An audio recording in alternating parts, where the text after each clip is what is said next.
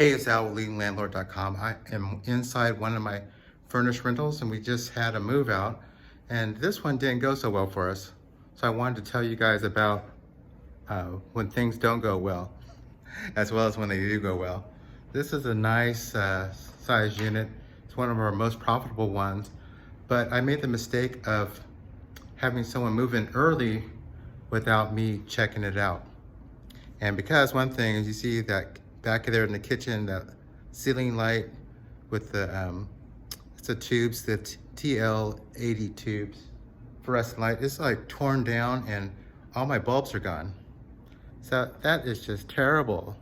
And then we have, we allow pets, and pet, again, in this one, wasn't fully potty trained and left some marks and things like that. But this is a nice unit, very profitable for us. But here's what's going on. There's things we can fix, like those things, of course, but the neighborhood is going down.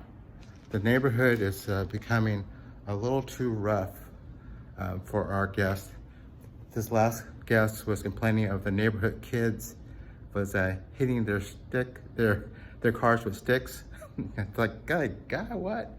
And over the past 3 years that we've had this rental arbitrage, the neighborhood's just been declining more, gunfire at night and things like that. It's just really unnerving for a new person who's just coming into the neighborhood to get used to.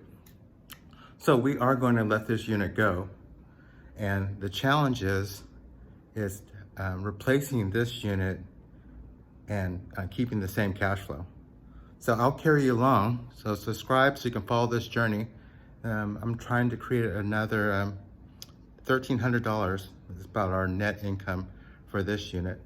If I can create another $1,300 with this existing furniture, with this IKEA couch and this recliner and it's just basic furnishing, I'm gonna see if we can do it.